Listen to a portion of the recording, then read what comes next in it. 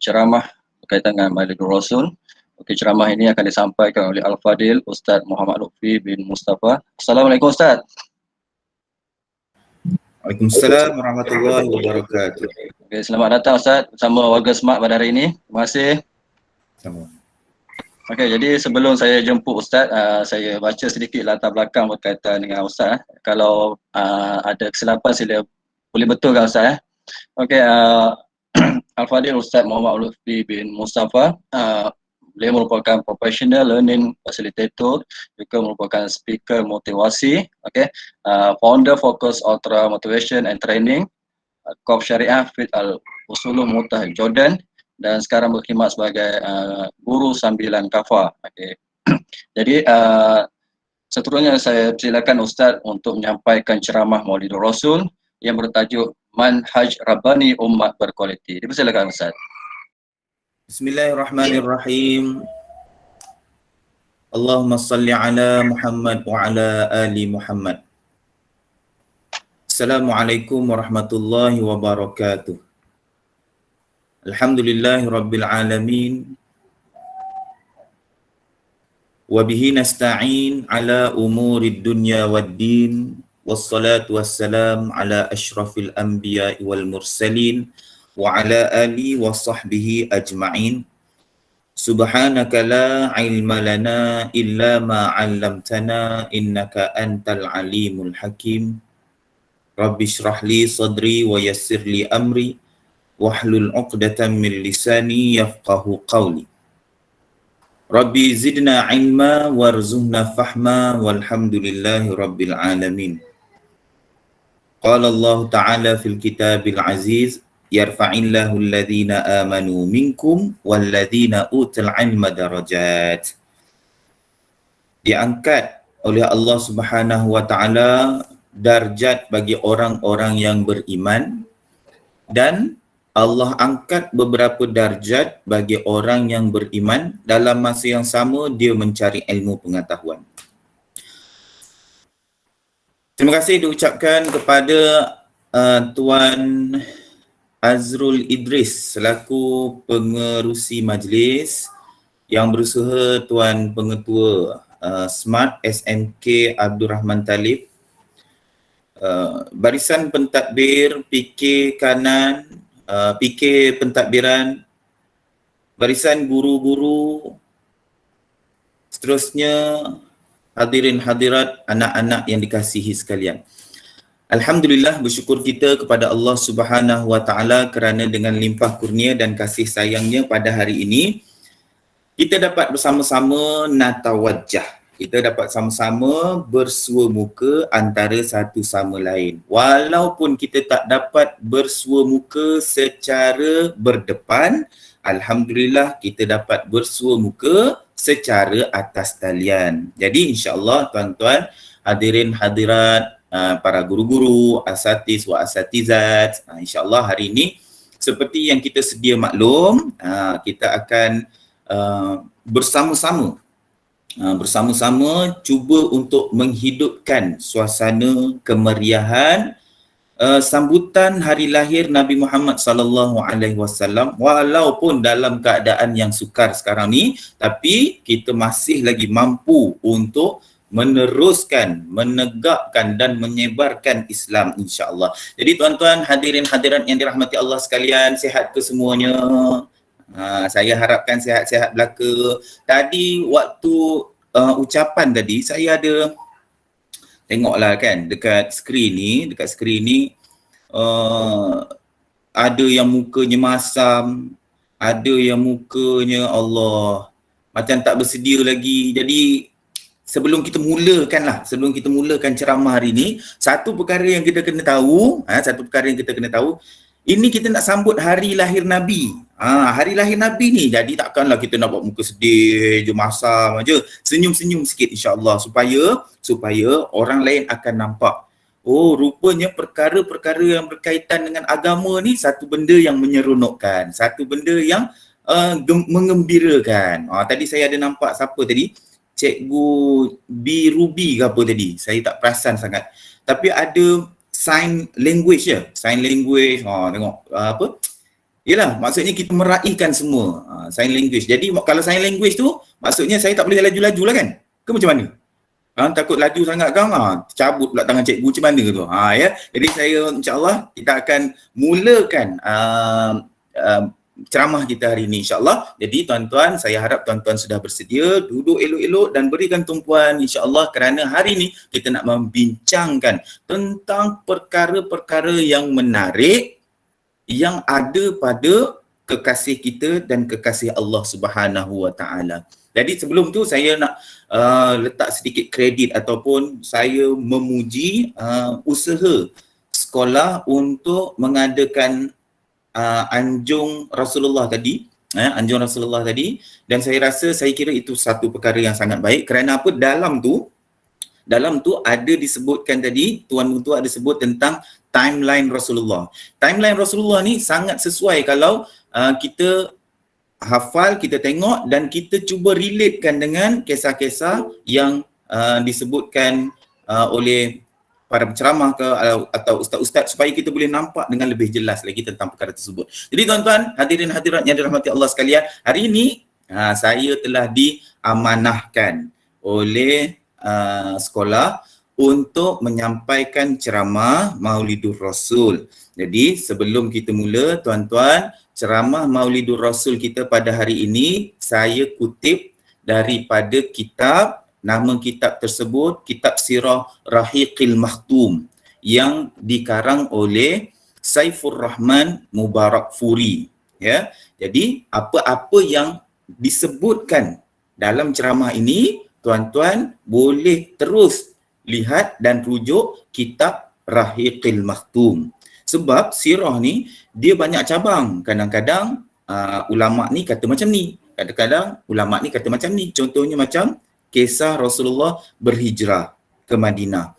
Ada yang kata Saidina Abu Bakar dipatuk ular, ada yang kata Saidina Abu Bakar disengat kalajengking, ada yang kata sebenarnya kisah tu tak ada, tak betul pun, ada macam tu. Jadi hari ini saya bagi tahu terus Rahiqil Makhtum. Kalau tuan-tuan nak buat rujukan, boleh buat rujukan di kitab Rahiqil Makhtum, ya.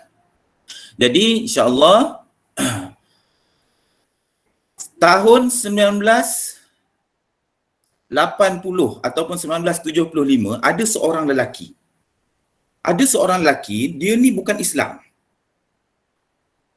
Satu hari dia ni kumpulkan semua ahli-ahli sejarah, ahli-ahli matematik, ahli-ahli bijak pandai untuk duduk di satu mesyuarat, kemudian berbincang. Apa perbincangan yang mereka bincangkan tu ialah siapakah orang yang pernah hidup dan berjalan di atas muka bumi ini yang paling hebat, paling baik, paling dihormati dan paling mendapat tumpuan dunia. Siapa dia? Jadi mereka ni berkumpul, bersembang. Kemudian lelaki ini, siapa nama lelaki ini? Lelaki ini namanya Michael Hart. Michael Hart, daripada hasil perbincangan tu dia telah membuat satu buku. Nama buku tu ialah 100 Most Influential Person in History. 100 orang paling hebat pernah ada di atas muka bumi ni. Hasil daripada perbincangan tu, dengan faktanya, dengan semua sekali lah. Daripada fakta tu dapat 100 orang yang paling hebat di atas muka bumi. Jadi kita nak tengok siapakah orang-orang yang termasuk dalam list 100 orang paling hebat pernah ada di atas muka bumi ni. Okey, kita tengok ya. Tempat ke-10. Tempat ke-10. Daripada 100 tadi, daripada 100 kita tengok tempat yang ke-10. Boleh tengok gambar kat depan ni. Siapa yang tak kenal dia? Semua orang kenal. Mungkin di sekolah tuan-tuan pun, di sekolah adik-adik pun ada gambar dia ni. Siapa dia? Dia ialah Albert Einstein. Albert Einstein ni dia bukan setakat saintis, dia juga seorang yang mengkaji tentang sains kuantum. Dia juga seorang yang mengkaji tentang masa dan macam-macam lagi. Orang yang hebat macam ni pun Michael Hart letakkan nombor 10. Daripada 100, dia letakkan Einstein ni pada nombor yang ke-10. Kita tengok selepas tu, okey. Selepas Einstein, dia letak siapa pula? Okey, kita tengok tempat yang mendapat nombor 2. Tadi nombor 10. Okey, kita tengok nombor 2. Siapa yang dapat tempat nombor 2? Dia ialah Newton. Siapa Newton? Newton ni kalau kita nak cerita panjang ceritanya. Boleh tanya cikgu-cikgu sains, boleh tanya cikgu-cikgu histori, cikgu sejarah. Okey. Sekarang ni nombor 10, nombor 2 kita dah tahu dah. Nombor 10 pun dah orang yang hebat. Nombor 2 ni mestilah lagi hebat sebab dia mengkaji tentang graviti. Itu nanti tanya cikgu. Kita nak tahu sekarang ni dalam buku dia ni siapa yang dapat tempat nombor 1 yang paling hebat sekali, siapa? Ya. Tempat yang mendapat nombor 1 dalam buku 100 Most Influential Person in History ialah kita tak tahu. Kita lock dulu, faham? Kita lock dulu, kita tak nak cerita dulu. Kalau cerita ni habis terus ceramah ni. Okey, kita lock dulu. Siapa agaknya yang dapat tempat nombor 1 dalam 100 orang paling hebat pernah ada di atas muka bumi ni? Okey. Jadi insya-Allah tuan-tuan, saya diamanahkan oleh sekolah untuk menyampaikan satu kisah yang sangat menarik, yang sangat penting, muhimun jiddan alaina, yang sangat penting untuk kita sama-sama ambil iktibar, ambil pengetahuan, iaitu tentang Maulidur Rasul, manusia paling berpengaruh dalam sejarah. 1400 tahun yang dulu. Ini cerita 1400 tahun yang dulu, lama ke belakang, ya. 1400 tahun yang dulu, ya.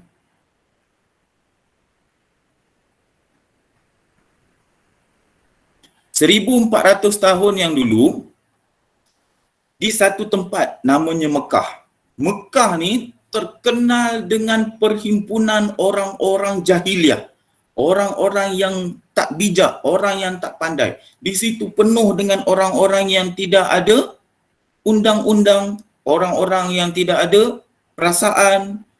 Tengok, kita boleh tengok gambar, ini adalah gambar. Sebelum tu saya nak bagi tahu segala gambaran dan apa-apa yang ada dalam slide ni hanyalah sebagai ilustrasi dan simbolik sahaja, okey? Tapi kita boleh bayangkan bagaimana keadaan zaman tu. Rasulullah kata orang-orang Arab pada ketika sebelum datangnya Islam, mereka tidak berkasut dan tidak berbaju. Ada juga yang Rasulullah kata mereka tidak memakai baju, memakai seluar dan tidak memakai kasut, melainkan hanya sehelai selimut. Ambil selimut, tutup aja.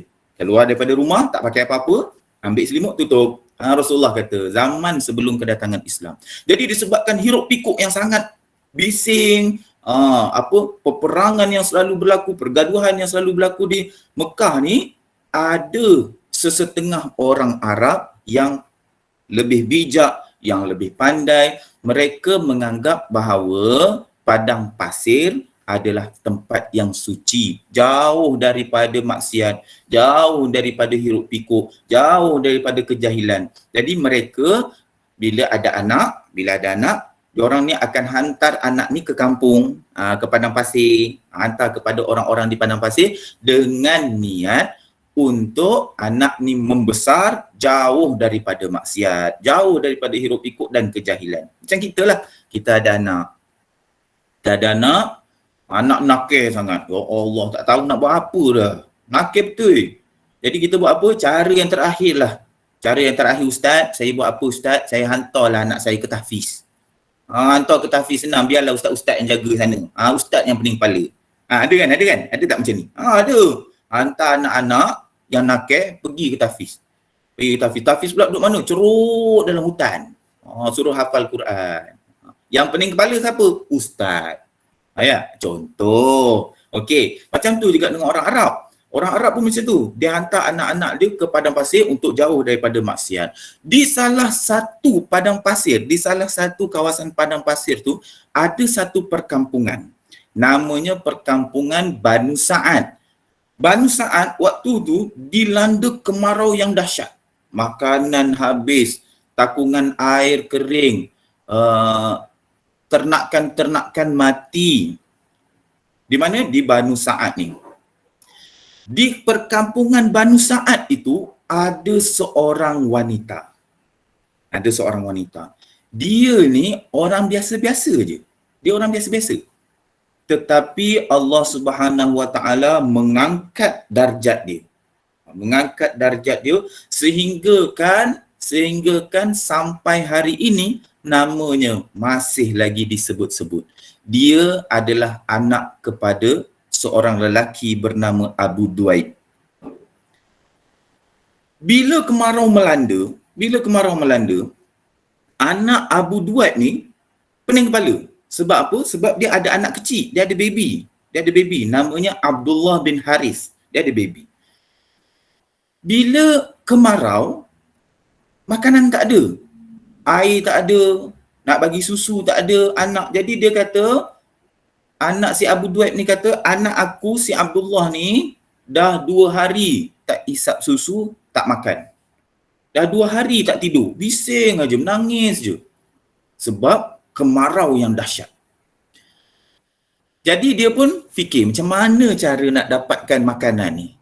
So, petang tu, si anak kepada Abu Duaid ni, dia keluar daripada rumah, dia panggil kawan-kawan dia. Wahai kawan-kawan, jom kita berkumpul. Berkumpul lah depan rumah. Berkumpul, sembang.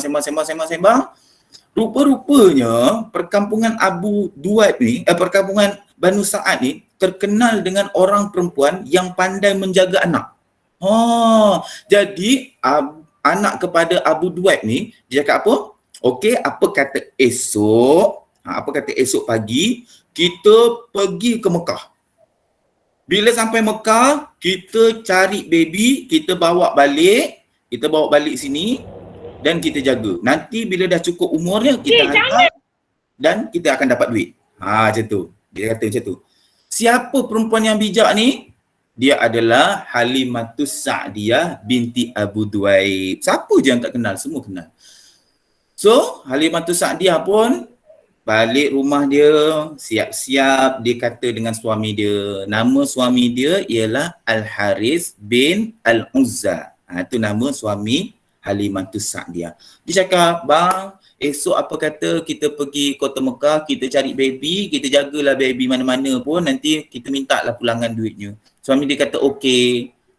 Malam tu, Abdullah, anak kepada Halimatus Sa'diyah ni tak tidur juga. Dah 3 malam tak tidur. Pening kepala. Esok paginya, kawan-kawan dia dah tunggu depan. Kawan-kawan Halimatus Sa'diyah dah tunggu. Dengan kuda, dengan unta, dengan keldai masing-masing. Al-Haris, suami Halimatus Sa'diyah pergi belakang. Pergi belakang rumah. Sampai kat belakang rumah, dia cuma ada seekor keldai saja. Bila sampai belakang rumah, dia tengok keldai dia kurus kering. Kurus kedengking. Tak ada apa dia makan. Dah lama dah tak minum air. Dah lama tak makan. Nampak tulang je nampak tu. Nampak tulang je. Jadi, Al-Haris kata, waktu perjalanan kami nak pergi Mekah tu, sangat susah. Bagi signal kanan, keldai ni pergi belok kiri.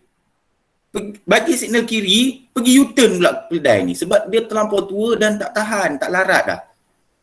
Slow, kawan-kawan Halimatus Sa'diyah ni dah sampai ke kota Mekah. Halimatus Sa'diyah tak sampai lagi, jauh lagi perjalanan. Tapi kawan-kawannya dah sampai ke kota Mekah. Ni ada gambaran Kaabah. Jadi kita boleh tengok kat situ keadaan berkemungkinannya, keadaan macam ni lah Mekah dulu. Dan kenapa disebutkan orang Arab ni sebagai orang jahiliah? Kalau tuan-tuan, adik-adik semua boleh tengok, itu gambar Kaabah. Okey, gambar Kaabah. Di sebelah, di tepi Kaabah tu ada manusia. Di bawah tu ada kedai. Di depan kedai tu ada batu. Batu tu ialah batu obor. Supaya malam-malam Mekah ni, Kaabah ni terang. Di sebelah obor tu ada patung berhala. Kalau perasan, kalau tengok gambar tu, dekat sebelah kanan sekali bawah ada patung berhala. Nak ceritanya apa? Orang jahiliah ni, dia percaya tak kepada Allah? Dia percaya. Dia yakin tak dengan Allah? Dia yakin. Tapi dalam masa yang sama, dia yakin juga dengan berhala. Itu nama jahiliah. Seolah-olah macam kita, subuh kita semayang kat masjid. Nanti zuhur kita semayang dekat tokong. Contohnya. Siap jadi imam lagi. Contoh. Itu namanya orang jahiliah. Dia bodoh, dia tak tahu mana betul dan mana yang salah. Jadi, kawan-kawan Halimatus Sa'diyah ni, dia sampai ke Mekah, sampai ke Kaabah ni, depan Kaabah ni, dia orang pun pacak kemah. Pacak kemah, lepas pacak kemah, terus dia orang pun pergi. Berlari pergi ke rumah-rumah cari kok-kok siapa-siapa ada baby. Bila Halimatus Sa'diah sampai, dah tengah hari, lebih kurang petang lah. Dah petang, sampai Halimatus Sa'diah letak Abdullah, dia pun pergi berlari, pergi ke semua rumah-rumah yang ada di kota Mekah. Ketuk pintu. Hello, ada orang tak? Ada. Ada tak baby yang saya boleh jaga? Enggak ada. Tak ada. Ketuk pintu orang lain. Hello, ada tak baby yang saya boleh jaga? Enggak ada. Tak ada juga. Alamak. Jadi, Halimatus Sa'diah pun balik semula ke kemah depan Kaabah tadi tu dalam keadaan yang sedih. Dia pun duduk. Kawan-kawan dia semua dah ada baby. Semua dah tepuk-tepuk baby, dah seronok dah. Halimatus Sa'diah tak ada baby. Dia senyap duduk je. Jadi, ada kawan dia tanya, Halimatus Sa'diah, kenapa sedih? Halimatus Sa'diah cakap, memanglah sedih, koma dah ambil semua baby. Aku yang merancangkan ni, tiba-tiba koma pula yang ambil semua baby. Aku tak dapat baby. Kawan Halimatus Sa'diah kata, Halimatus Sa'diah, dekat hujung sana, ada seorang lagi baby yang kami tak ambil. Halimatus Sa'diah tanya, kenapa? Lish, limadha? Kenapa tak ambil baby tu? Kawan dia kata, baby tu anak yatim. Loh, kenapa dengan anak yatim? Kalau anak yatim, kau bela anak dia, siapa yang nak bayar kau? Halimatus Sa'diah fikir, betul juga Jadi malam tu, Halimatus Sa'diah tak boleh tidur. Dia pening, dia fikir, nak ambil ke tidak baby tu? Dia tanya suami dia Al-Haris, abang, nak ambil ke tidak baby ni? Suami dia kata, lu ambil lah, pasal takkan nak balik nanti tangan kosong. Datang sini tangan kosong, balik pun tangan kosong, takkan lagi tu. Jadi Halimatus Sa'diah pun cakap, okeylah. Esok paginya Halimatus Sa'diah berlari pergi ke rumah satu rumah ni. Ketuk pintu. Hello, ada orang tak? Pintu pun terbuka. Seorang wanita yang cantik di depan matanya.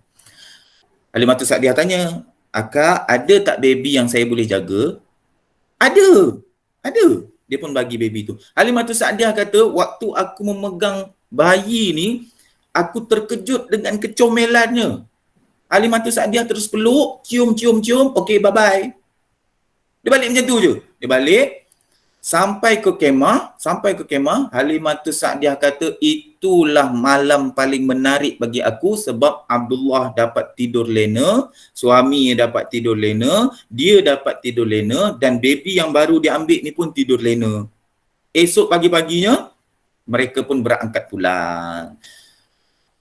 Tengah Halimatus Sa'diah kemas semua, Al-Haris pun keluar daripada kemah, dia pergi belakang, dia nak siapkan keldai dia, kenderaan dia. Bila dia pergi belakang, seingat dia keldai dia ni kurus kering, kurus kedengking, tak minum kan, dah lama kan. Tapi bila dia pergi belakang, dia nampak tiba-tiba seekor keldai yang handsome di depan mata dia. Dengan tubuh badan yang sasa dan bersedia untuk bergerak. Terkejut lah, ni siapa punya keldai ni? Tengok, ni keldai aku, tapi macam mana boleh bersemangat dengan handsome. Dan Halimatus Sa'diah kata, waktu kami balik ke Banu Sa'ad, waktu kami dalam perjalanan balik ke Banu Sa'ad, kalau masa kami datang, tu kamilah yang paling lambat sekali. Tapi bila kami balik, kamilah yang paling laju sekali sebab keldai kami memang luar biasa. Ini contoh ya, contoh. Laju dia lain macam. Sampai saja ke Banu Sa'ad, Halimatus Sa'diah ni berkemungkinan rumah Halimatus Sa'diah macam ni. Ya, sebab Halimatus Sa'diah ni dia berpindah-pindah. Okey. Jadi Halimatus Sa'diah sampai ke rumah, dia lihat binatang ternakan dia, kambing dia gemuk-gemuk. Siapa pula yang bagi makan? Dan bila dia balik, dia boleh perah susu, Al-Haris boleh perah susu kambing tu, dia boleh minum, isteri dia boleh minum dan orang lain pun boleh minum. Pelik. Malam tu mereka pun bincang. Bang, kata Halimatus Sa'diah, saya rasa budak yang kita ambil ni bukan budak biasa-biasa lah. Al-Haris pun cakap, iyalah, lain macam je baby ni.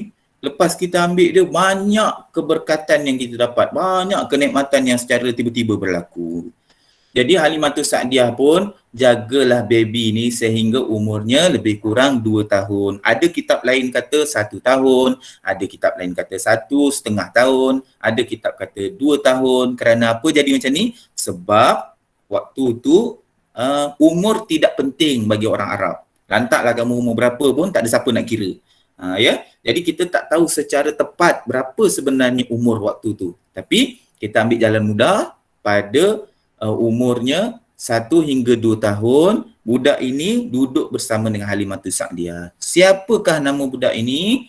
Budak yang hebat, yang baik, yang penuh dengan barakah, penuh dengan nikmat.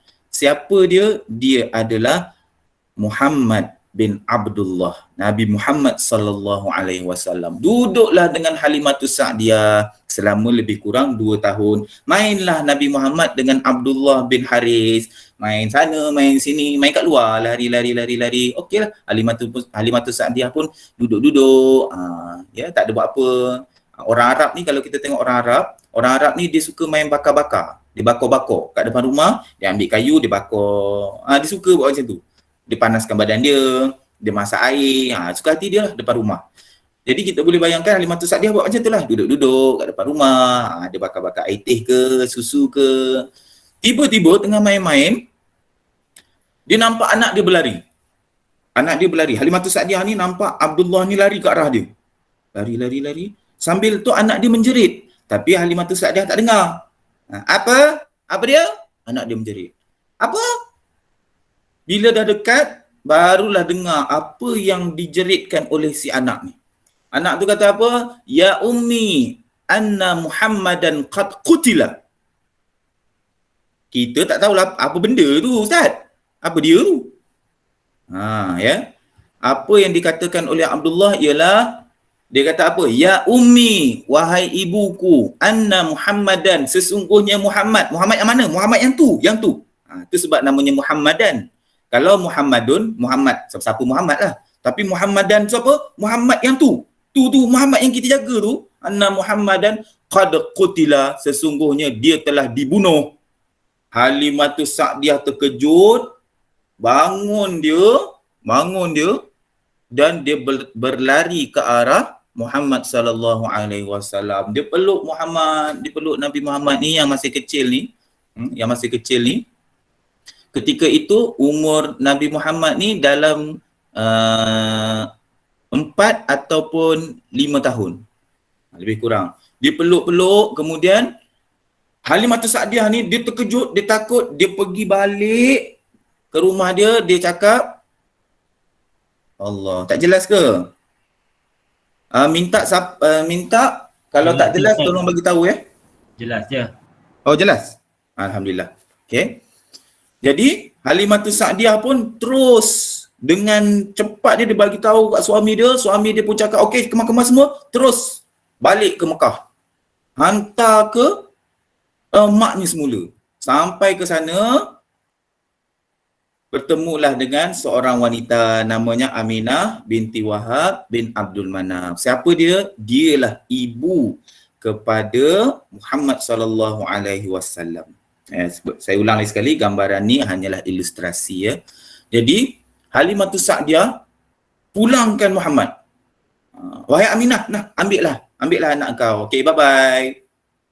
Aminah pelik, bukan ke dulu sebelum berlakunya benda ni, Halimatus Sa'diyah pernah pulangkan Nabi Muhammad kepada Aminah, pernah. Waktu umur dia lebih kurang 2 tahun tu lah, pernah dipulangkan. Tapi dia minta balik. Dia dah pulang, alamak, aku dah anggap Muhammad ni macam anak aku. Aku jaga lagi 2 tahun boleh? Aminah kata jagalah. Tapi hari ni Aminah kata, kenapa kau tiba-tiba hantar Muhammad dengan tergesa-gesa kepada aku? Sedangkan sebelum ni kau nak jaga dia sangat. Jadi Halimatus Sa'diyah pun akhirnya dia bagi tahu, wahai Aminah, sesungguhnya aku ni tak nak Muhammad diganggu oleh syaitan. Sebab dia kata dada dia dibelah. Nampak tak? Kalau kita sekarang, anak kita cakap umur dalam 2-4 tahun macam tu lah, lebih kurang 3-4 tahun, 4-5 tahun, cakap, mak, dia cerita kan, mak, tadi ada apa? Saya nampak pencolik, katanya. Saya nampak pencolik, ada orang colik budak kecil kawan saya. Apa kita buat? Mula-mula kita akan menganggap dia sebagai seorang penipu. Kamu ni menipu je. Kan? Kita akan menidakkan dia. Kita bukan percaya, kita akan menidakkan dia. Tapi berbeza dengan Halimatus Sa'diyah terhadap Muhammad. Bila Muhammad kata dadanya dibelah, Halimatus Sa'diyah tak ada kata, "Oi, menipulah kamu." Tak ada. Dia percaya dengan sepenuhnya. Ini menunjukkan bahawa Muhammad ini memang seorang yang tak pernah menipu daripada kecil. Daripada kecil dia tak pernah menipu, tak pernah cakap pelik-pelik. Itu kelebihan Muhammad sehingga kan orang percaya dengan dia walaupun dia masih lagi dalam keadaan kanak-kanak. Jadi Aminah pun cakap, "Wahai Halimatus Sa'diyah, kalau engkau kata anak aku ni Muhammad ini diganggu oleh syaitan, wallah demi Allah, dia tidak akan pernah disentuh oleh syaitan." Halimatus Sa'diyah pun dengar cerita Aminah, apa cerita pasal apa ni? Aminah pun cerita, "Sesungguhnya anak aku Muhammad sallallahu alaihi wasallam dilahirkan pada hari Isnin 12 Rabiul Awal."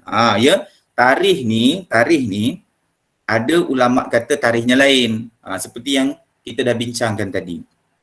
Zaman Rasulullah tak ada kalender. Zaman Rasulullah tak pentingkan tentang umur. Jadi apa yang kita nampak di sini adalah kajian para ulama dan para ahli sirah berkaitan dengan timeline. Itu sebab kita cerita tadi tentang anjung Rasulullah tadi ada timeline. Jadi daripada timeline tu ulama pun buat kiraan. Jadi berkemungkinan besarnya dan menurut hadis Rasulullah lahir pada hari Isnin 12 Rabiul Awal bersamaan 20 April 570 atau 571 Masihi, dan lahirnya Nabi Muhammad pada tahun gajah. Semua dah tahu tentang tahun gajah yang kita sebutkan dalam surah Al-Fil. Alam tara kaifa fa'ala rabbuka bi ashabil fil tu, tentang Abraha. Kenapa para ulama dia fokuskan tentang tahun gajah ni? Kalau kita nak fikir tahun gajah ni dia tahun yang menyedihkan. Sebab apa? Abraha datang nak hancurkan kota Mekah. Tapi ulama dia bolkan benda ni. Kenapa? Kerana kehadiran Abraha pada hari itu adalah merupakan tanda kelahiran Nabi Muhammad. Salah satu tanda kelahiran Nabi Muhammad. Kenapa? Abraha ni kan dia sakit hati dengan Mekah. Dia sakit hati dengan Kaabah. Jadi dia nak hancurkan Kaabah, dia nak hancurkan Mekah. So, apa yang Allah buat? Allah jemput dia datang ke Mekah. Dia pun datang ke Mekah bersama dengan gajahnya. Kemudian Allah musnahkan dia di depan kota Mekah. Bila musnahnya Abraha, tak ada siapa lagi yang benci terhadap Kaabah, tak ada siapa lagi yang benci terhadap kota Mekah. Waktu itulah bila semuanya dah aman, barulah datangnya Muhammad sallallahu alaihi wasallam, lahirnya Muhammad sallallahu alaihi wasallam. Jadi Aminah kata pada kelahiran anak aku Muhammad ni waktu subuh. Bila lahirnya Muhammad, tiba-tiba ada cahaya yang terang keluar. Cahaya yang terang. Ada 3 pendapat. Yang pertama pendapat yang kuat mengatakan cahaya terang tu sehingga ke Syria. Balik nanti habis ceramah ni, type Mekah hingga Syria berapa kilometer. Bila type tu nampak berapa kilometer, baru kita ada rasa sikit dalam hati kita. Jauhnya. Keluar cahaya. Abdul Muttalib lari. Dia tengok kenapa hari ni cerah je. Dia pergi ke tingkap, dia tengok Aminah melahirkan seorang baby yang bercahaya. Ada 3 pendapat. Pendapat yang pertama kata cahaya yang terang sangat keluar daripada tempat kelahiran Nabi Muhammad. Yang kedua, pendapat yang kedua mengatakan cahaya yang disebut ni bukan cahaya yang terlampau terang, tapi cahaya macam kita kalau pergi sembahyang subuh kan gelap. Tapi subuh hari tu rasa terang sikit. Rasa macam dah pukul 8, rasa macam dah pukul 7, gitu. Okay? Dan pendapat yang ketiga mengatakan cahaya yang keluar daripada Muhammad ni, cahaya yang keluar daripada Muhammad ni menyebabkan gunung ganang nampak lebih tinggi, air nampak lebih tinggi, macam itulah. Mekah nampak lebih luas. Kerana apa? Kerana cahaya punya permainan kan kalau kita main cahaya dengan bayang-bayang tu, dia akan merubah-rubah bentuk objek kan. Macam tu, seolah-olah macam tu. Ada 3 pandangan, ya.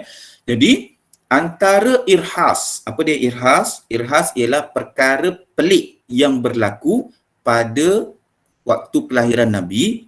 Ada beberapa perkara menurut Syekh Sofiur Rahman Mubarakfuri. Ya, yang pertama, keluar cahaya menerangi Mekah hingga ke Syria.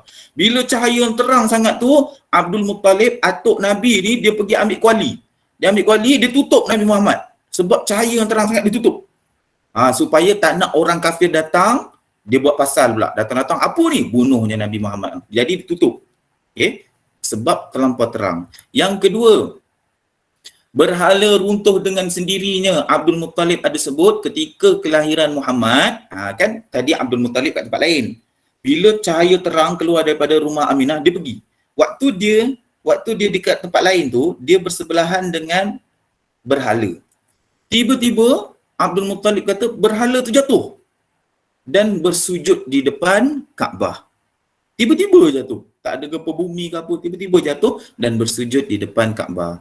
Yang ketiga, apakah perkara-perkara pelik yang berlaku waktu kelahiran Nabi? Iaitu terpadam api abadi Majusi, dan yang terakhir, ni debatable. Ni saya sengaja masukkan sebab ulama-ulama berselisih pendapat. Tapi sebabkan kita rujukan kita Rahiqul Maktum, dan disebutkan di dalam kitab Rahiqul Maktum bahawa kisah ini benar. Okay. Ketika Nabi Muhammad lahir, 14 tiang istana Raja Kisra runtuh. Kita selalu dengar. Tapi siapa Raja Kisra ni? Kita nak bagi seronok kan? Kita nak kena tahu siapa Raja Kisra. Raja Kisra, zaman ini ada dua kerajaan terkuat dunia. Yang pertama, kerajaan Kaisar di Rom, Italia. Yang pertama, Raja Kaisar. Yang kedua ialah Raja Kisra di Parsi. Siapa dia Raja Kisra? Raja Kisra ataupun nama sebenarnya Khosrow, anak lelaki ataupun the son of Hormuz the fourth. Itu nama dia. Ya? Ataupun dalam bahasa Arabnya, nama dia ialah Kisra bin Hurmuz. Kisra bin Hurmuz. Dia ni berkuasa daripada Rasulullah lahir 570 kan? 571. Dia ni berkuasa daripada zaman 590 hingga ke 628 Masihi. Kisra ni. Dia ni mempunyai kekuatan yang sangat hebat. Sehingga ada manuskrip yang mengatakan Kisra ni dia punya istana, kemudian dia punya halaman istana dia tu boleh muat sebanyak 40 kota. Kita bayangkan macam inilah. Istana dia boleh masuk 40 Bandatul Intan. Punya besarnya Raja Kisra punya kekuasaan. Kat mana sekarang ni Raja Kisra ni? Mana istana dia? Boleh tengok dekat Parsi. Parsi kat mana? Dekat Iran. Boleh tengok Iran, type Istana Raja Kisra. Okay. Dia sangat kuat, tiba-tiba satu hari 14 tiang istana dia runtuh. Jadi dia pun tanya kepada pendeta dia, wahai pendeta, kenapa, macam mana boleh runtuhnya 14 tiang istana aku ni? Macam mana boleh runtuh? Jadi pendeta dia kata, wahai tuanku, pada hari ini telah lahir seorang Rasul yang terakhir, utusan daripada Tuhan. 14 tiang istana ini runtuh adalah sebagai tanda bahawa satu hari nanti dakwah dia akan sampai ke tanah Parsi. Kalau tuanku tidak mahu menerima ajakan dakwah daripada Nabi yang terakhir ini, bukan setakat 14 tiang istana sahaja yang akan runtuh, tapi Parsi keseluruhannya. Apa yang Raja Parsi ni buat? Apa yang Kisra ni buat? Dia kata apa? Aku tak percaya. Aku tak percaya, anta kadzab, kau penipu, aku tak percaya. Apa yang berlaku? Cerita selepas tu, apa yang berlaku sekarang pada Raja Kisra? Ini istana Raja Kisra. Istana Raja Kisra ni istana dia sahaja. Apa yang berlaku sekarang? Dia tidak menerima Islam.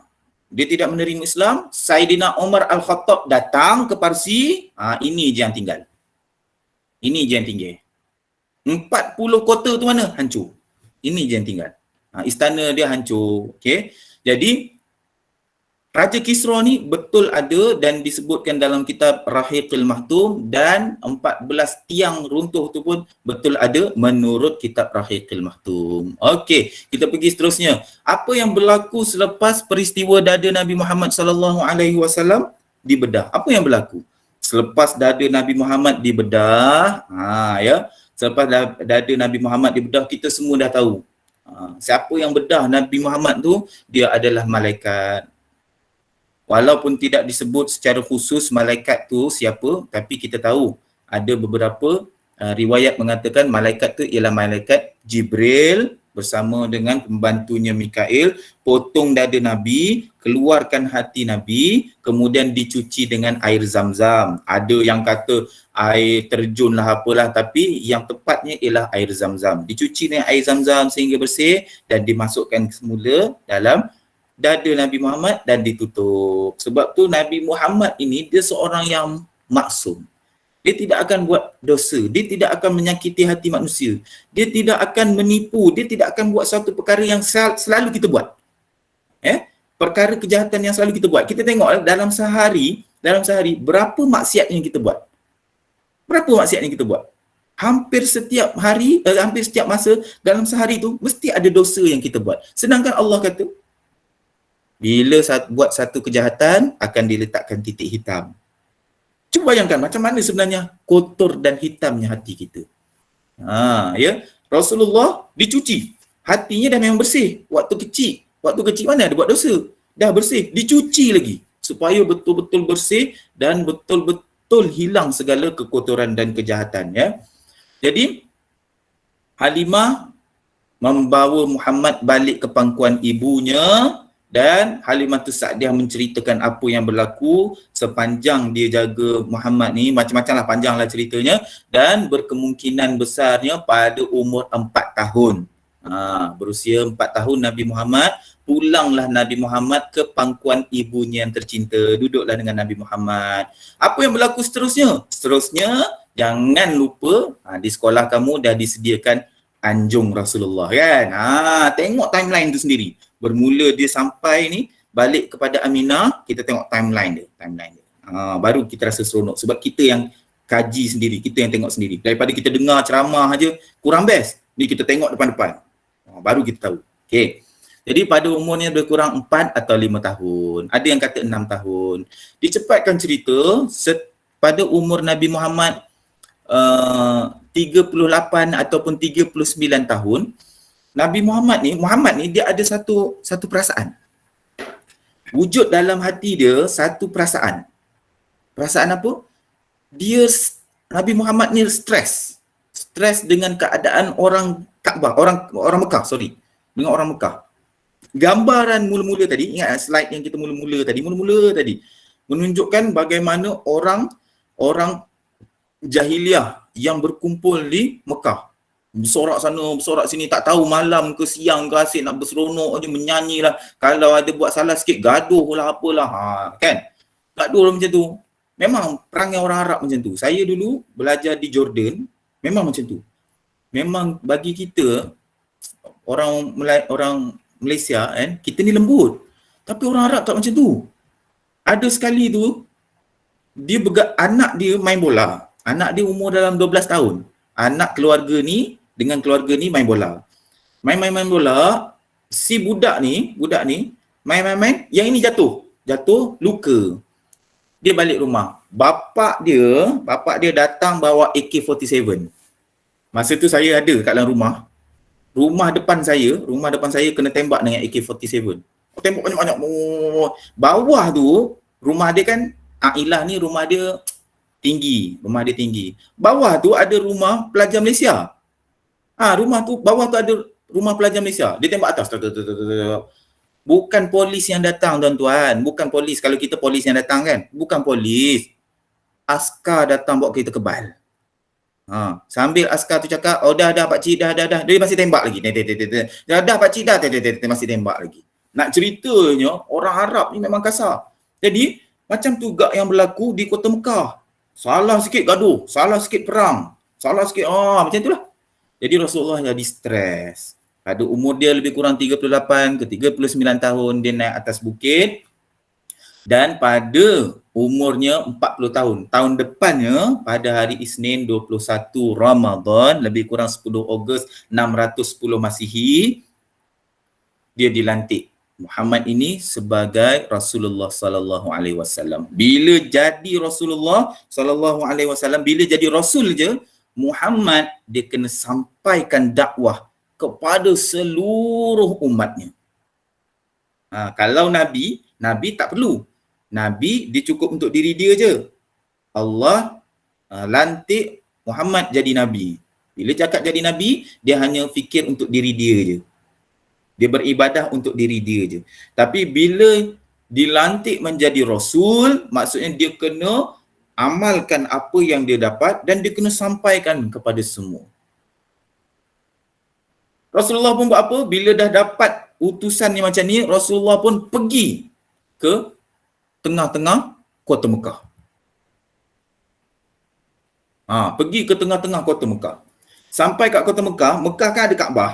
Ada Kaabah. Dulu sekeliling Kaabah tu ramai orang jual beli. Ada yang jual buah, ada yang jual baju, ada perniagaan lah, banyak perniagaan. Okay. Jadi Nabi Muhammad pun buat apa? Rasulullah ni, dia buat apa? Dia ambil satu batu, satu tempat berdiri. Dia pun berdiri di depan Kaabah. Kemudian dia panggil semua orang-orang di sekeliling kota Mekah tu. Orang-orang di sekeliling Kaabah tu. Ta'al Jai, ta'al. Panggil sini semua, sini. Kemudian Rasulullah pun berdiri atas batu. Semua orang suka kepada Muhammad. Kerana apa? Muhammad ini memang sifat dia terpuji. Dia digelar sebagai Ahmad. Apa maksud Ahmad? Yang paling terpuji. Hamad maksudnya terpuji. Ahmad yang paling terpuji. Maksudnya orang-orang kota Mekah masa tu sangat-sangat mengangkat Muhammad ni sebagai seorang yang terpuji, dan dia seorang yang al-amin, tidak pernah langsung menipu, jujur. Muhammad pun berdiri di depan Kaabah, kemudian dia panggil semua orang pun datang, sebab Muhammad ni bukan jenis bercakap, bukan jenis bersembang. Tiba-tiba satu hari dia pergi kat tengah-tengah, dia ajak semua orang kumpul. Semua orang pun kumpul. Orang ramai, semua orang kumpul. Kemudian Muhammad cakap apa? Umirtu an uqatilan nasi hatta yashhadu an la ilaha illallah Muhammadar Rasulullah. Terkejut semua orang. Apa ayat Nabi Muhammad tu? Dalam hadisnya Rasulullah sebut, umirtu, telah diarahkan oleh aku. Telah diarahkan aku. Umirtu, telah diarahkan aku. An uqatilan nas, untuk membunuh kamu semua. Telah diarahkan aku untuk membunuh kamu semua. Terkejut semua orang. Woi, apa yang ni? Umirtu an uqatilan nas hatta, sehingga yashhadu an la ilaha illallah Muhammadar Rasulullah. Maksudnya apa? Aku diutuskan untuk bunuh kamu semua. Darah kamu semua adalah halal. Kecuali bila kamu sebut asyhadu an la ilaha illallah Muhammadur Rasulullah. Selamat. Orang-orang Arab pun tiba-tiba marah. Antara yang marah pada hari itu, yang terlampau marah pada hari itu, ialah bapa saudaranya sendiri, Abdul Uzza ibnu Abu Muttalib, ataupun dikenali sebagai Abu Lahab. Abu Lahab kata apa? Ya Muhammad, anta kadzab. Wahai Muhammad, kau penipu. Dan dia memalukan Nabi Muhammad di halayak ratusan orang pada hari itu. Rasulullah seorang manusia, dia juga punya hati dan perasaan. Rasulullah terasa. Bila Rasulullah terasa dikutuk oleh bapa saudaranya sendiri di hadapan ratusan ribuan manusia, yang mana dulu ketika Rasulullah lahir, bapa saudara dia ni lah yang mengusung dia seluruh kota Mekah. Dialah orangnya yang terlampau sayangkan dengan Muhammad, dan Muhammad terlampau sayangkan dengan dia, tapi satu hari dia memalukan Muhammad di depan halayak ramai. Apa yang berlaku selepas itu? Allah Subhanahu Wa Taala memujuk Nabi Muhammad dengan menurunkan surah Tabbat Yada Abi Lahab wa Tab. Apa maksudnya? Allah kata, binasalah kedua tangan Abu Lahab, dan benar-benar binasa. Sekali kita menjatuhkan Nabi Muhammad, Allahumma salli alaihi wasallam, ya. Sekali kita menjatuhkan ataupun sekali kita merendah-rendahkan Nabi Muhammad, tuan-tuan, ingat betul-betul adik-adik, anak-anak sekalian, sekali kita memandang rendah terhadap Nabi Muhammad sallallahu alaihi wasallam, Allah akan mengutuk kita untuk selama-lamanya. Kita tengok Abu Lahab. Bila Abu Lahab mengutuk Rasulullah 1400 tahun selepas itu, kutukan Allah terhadap Abu Lahab masih kekal sehingga hari ini. 1400 tahun dan masih sampai hari ini kita masih mengutuk Abu Lahab dengan menyebutkan surah Tabbat yada Abi Lahab wa tab. Jangan kita merendah-rendahkan Rasulullah sallallahu alaihi wasallam. Kemudian Rasulullah sallallahu alaihi wasallam, kita ada sikit masa lagi. Rasulullah sallallahu alaihi wasallam merasa amat sedih ketika itu bapa saudaranya yang jaga dia ni Abu Talib sakit, penat, selalu tak sihat. Jadi orang-orang Arab ambil kesempatan. Kisah ni ada disebutkan. Orang-orang Arab ambil kesempatan. Ambil kesempatan apa? Selama ni Abu Talib yang jaga Nabi Muhammad, tapi sekarang Abu Talib dah penat, dah sakit. Orang-orang Arab ambil kesempatan ni, diorang nampak motivasi Rasulullah ni dah jatuh.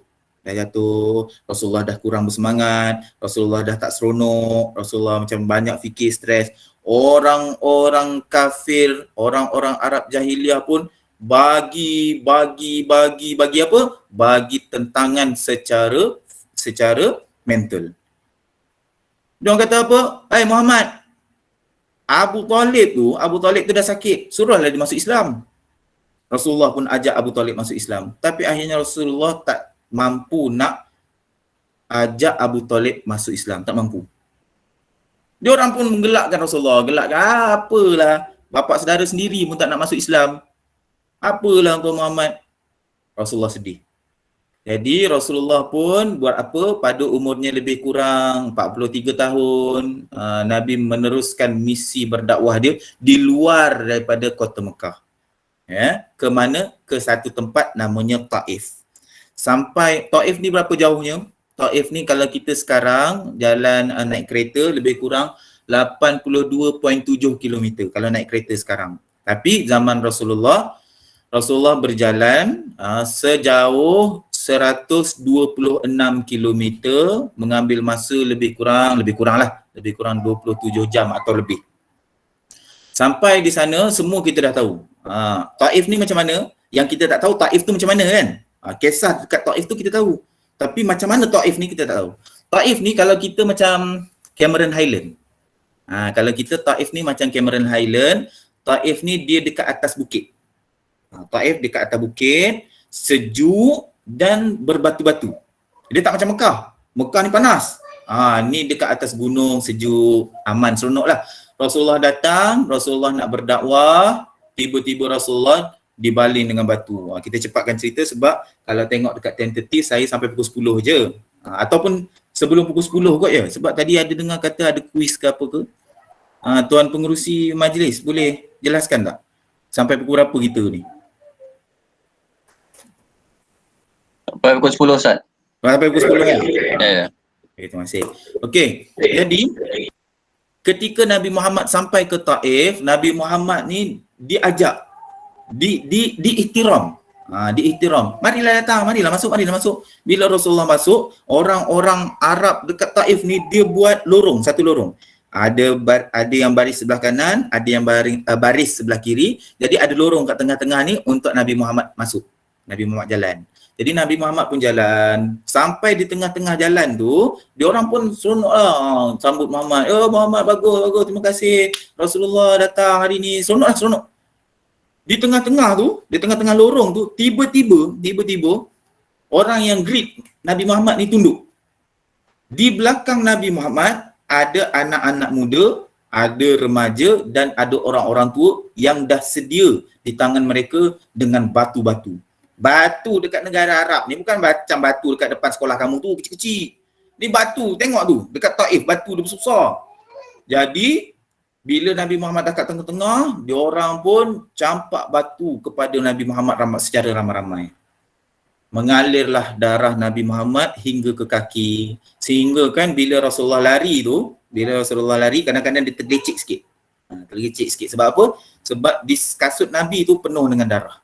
Nabi pun lari. Nabi bukannya robot, kena baling batu, relax je. Nabi lari. Nabi sakit. Bila Nabi sakit, dalam keadaan sedih tadi kat Mekah. Sampai ke Taif, sedih lagi. Lari dia pergi duduk dekat satu pokok. Rasulullah duduk bawah satu pokok. Kemudian Rasulullah penat, sakit. Rasulullah duduk. Datanglah malaikat. Ada yang kata malaikat penjaga gunung. Tapi kebanyakan ulama mengatakan itu adalah malaikat Jibril. Jadi malaikat Jibril pun datang kepada Nabi Muhammad. Ya. Macam mana Ustaz, bentuk Jibril tu bentuk Jibril ke ataupun bentuk manusia? Bentuk berkemungkinan dia adalah dalam bentuk manusia. Kerana ulama sebut Jibril ni dia tunjuk wajah dia pada dua waktu je. Yang pertama waktu dia turunkan Al-Quran dalam gua Hira tu, dia turunkan Al-Quran tu dengan wajah dia. Yang kedua waktu Isra' Mi'raj. Dua ni je. Ada juga ulama yang kata 3 ataupun 4. Tapi kita teruskan je lah. Okay. Jadi Jibril pun datang kepada Nabi Muhammad. Jibril ni dia tak sampai hati tengok Nabi Muhammad dalam keadaan macam ni. Jadi Jibril dia kata kepada Nabi Muhammad, Wahai Muhammad, nak tak kalau aku terbalikkan kota Taif ni? Aku hancurkan kota Taif. Seperti mana aku hancurkan, macam contohnya Laut Merah. Laut Mati. Nanti type Laut Mati. Laut Mati tu dia bukan laut. Dia cuma semacam tasik tapi besar. Tapi besar. Mana datangnya Laut Mati ni? Apabila Jibril dia korek tanah kaum Nabi Lut, kemudian dia hempas balik ke tanah. Sebab tu dia ada kawah yang besar dekat Laut Mati. Kalau tuan-tuan pergi Jordan, pergi ke Mu'tah, sampai kat Mu'tah, naik bas, cakap kat dia nak pergi Jabal Imran. Jabal Imran daripada Mu'tah lebih kurang 10 ke 15 minit. Sampai sana, tuan-tuan akan naik bukit, pergi ke puncak paling tinggi, kemudian tengok sebelah kiri. Naik puncak, tengok sebelah kiri, tuan-tuan akan nampak Laut Mati daripada jauh. Dan tuan-tuan akan terkejut sebab apa? Laut Mati tu bentuk dia macam mangkuk. Macam mangkuk ke bawah. Kat tengah-tengah tu ada air. Air tu ialah Laut Mati. Nak ceritanya, malaikat tanya, nak tak aku buat macam tu, wahai Rasulullah? Rasulullah kata apa? Tak payah. Apa yang Rasulullah buat? Rasulullah bahkan menadah tangan dan berdoa. Rasulullah kata apa? Ya Allah, bawalah aku ke mana pun. Biarlah orang pukul aku, biarlah orang belasah aku, asalkan engkau redha dengan aku, ya Allah. Rasulullah kata, asalkan engkau redha dengan aku. Rasulullah berdoa, ya Allah, jadikanlah penduduk Taif ni penduduk yang sujud kepadamu. Rasulullah kata. Apa yang berlaku sekarang? 600 tahun, 400 tahun selepas tu, rata-rata orang Taif adalah beragama Islam. Nampak tak? Kalau Rasulullah suruh malaikat hancurkan Taif pada hari itu, kita akan kehilangan ribuan orang Islam.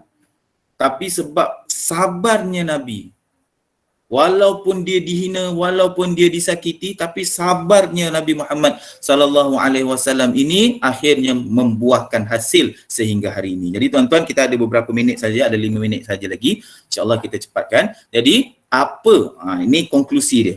Jadi berpandukan daripada kisah yang kita dah sedia maklum tadi. Inilah kisah Muhammad sallallahu alaihi wasallam. Kelahirannya adalah kelahiran yang menyakitkan. Tidak ada ibu, tidak ada bapa. Sepanjang kehidupannya dicela, dicemuh sepanjang dia di kota Mekah.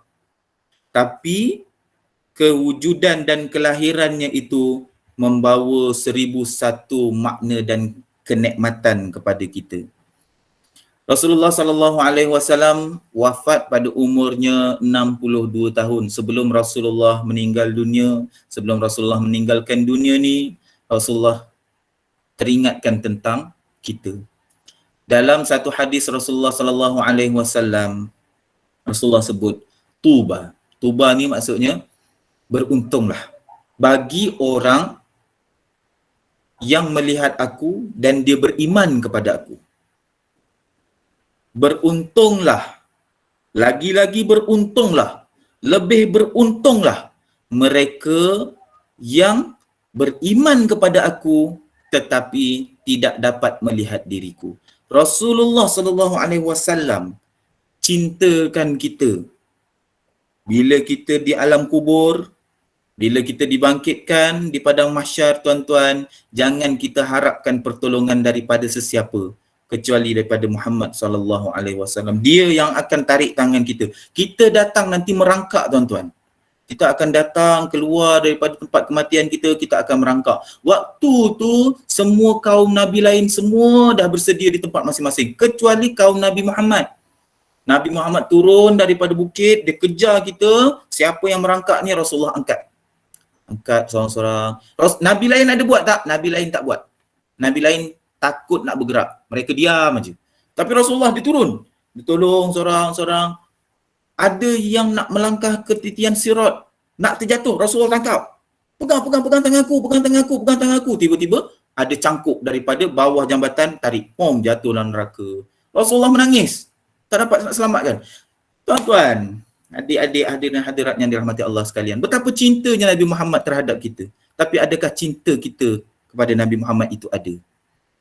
Macam mana kita nak hidupkan rasa cinta terhadap Rasulullah sallallahu alaihi wasallam dengan cara kita mengadakan program Maulidur Rasul. Ada orang kata, ustaz tak boleh ustaz, Maulidur Rasul ni bid'ah. Ya, Maulidur Rasul tu apa? Maulidur Rasul tu ialah program untuk mengingati Rasulullah. Dan Rasulullah takkan nak mengingati diri dia sendiri. Hari jadi, kita tak pernah menyambut hari jadi kita sendiri, itu tak? Orang lain yang tolong sambutkan. Takkanlah Rasulullah nak sambut hari jadi dia sendiri. Memanglah Rasulullah tak buat. Tapi ada Rasulullah sebut, sungguhnya hari ini hari Isnin, aku berpuasa. Ada sahabat tanya, kenapa kau berpuasa? Kerana pada hari ini, dzaka yaum wulidtu, pada hari ini aku dilahirkan. Rasulullah pun sambut hari jadi dia. Kita ni dah tinggal 1400 tahun dengan Nabi Muhammad. Minggu lepas kita pakai baju apa pun kita tak ingat. Ini pula Nabi Muhammad, Nabi kita yang dah tinggalkan kita 1400 tahun. Cuba bayangkan kalau tambah lagi 100 tahun. Apa jadi kepada anak-anak kita? Tak ingat Rasulullah dah. Tak ingat dah. Sebab tu kita buat program macam ni untuk apa? Untuk merasakan bahawa Rasulullah ada dengan kita. Menghidupkan rasa sayang dengan Rasulullah sallallahu alaihi wasallam. Itu sebabnya kita buat. Dan apa masalahnya? Dalam program Maulidur Rasul ni, apa yang kita buat? Kita berselawat kepada Rasulullah. Berselawat. Salah ke berselawat? Berdosa ke selawat? Nak mengingat Rasulullah ni dengan berselawat. Rasulullah wafat, dia tak tinggalkan duit. Rasulullah wafat, tinggalkan sunnah, tinggalkan hadis, tinggalkan supaya kita ni sentiasa berselawat kepada dia. Itu Nabi Muhammad. Kalau hari ini kita tak buat Maulidur Rasul, agak-agak ada tak orang yang nak berselawat kepada Nabi? Tak ada. Sebab tu kita buat program macam ni. Jadi, nak ceritanya, berpandukan daripada ni, Michael Hart. Ingat tak tadi? 100 most influential person in history. Berpandukan daripada ni, Michael Hart pelik. Dia pelik. Macam mana orang yang dah meninggal 1400 tahun dulu, tapi masih diagung-agungkan sehingga hari ini. Sampaikan kita tak pernah jumpa Rasulullah, tapi kalau ada orang kutuk Rasulullah, kita akan mengamuk sebab cinta kita terhadap Rasulullah sallallahu alaihi wasallam. So kita tengok dalam buku tersebut 100 most influential person in history. Ni saya ambil tengok betul-betul tuan-tuan, boleh tengok nombor 10, tak berapa jelas. Tapi tengok nombor 10 Albert Einstein, kita tengok nombor 3. Nombor 3 sebelum nombor 2 kita tengok nombor 3. Nombor 3 orang yang paling hebat pernah ada atas muka bumi ni, dia tulis itu Jesus Christ. Sedangkan yang penulis buku ni adalah beragama Kristian. Tapi kita tengok nombor 1. Siapakah yang mendapat tempat nombor 1? Dia ialah Muhammad sallallahu alaihi wasallam. Kalau orang kafir pun mengangkat Rasulullah sallallahu alaihi wasallam sebagai orang terhebat pernah ada di atas muka bumi ni, kenapa kita umat Islam berfikiran sebaliknya? Kenapa? Kerana apa? Kerana kita menganggap bahawa Maulidur Rasul ini adalah suatu perkara yang halai balai. Jadi tuan-tuan, sebagai konklusinya, Rasulullah sallallahu alaihi wasallam bukan seorang saintis, bukan seorang ahli fizik, tapi pencapaian dia terlampau banyak untuk disebutkan.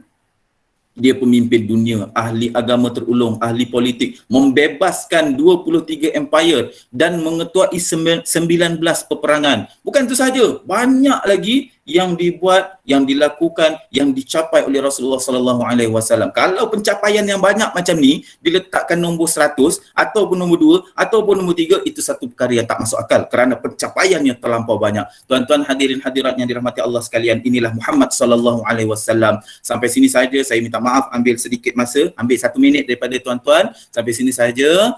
Harapkan kita boleh hidupkan lagi suasana macam ni di masa yang akan datang. Wabillahil hidayah wa taufiq. Terima kasih diucapkan kepada guru-guru, kepada sekolah kerana menyebut. Sampai sini saja. Wabillahil hidayah wa taufiq. Assalamualaikum warahmatullahi wabarakatuh.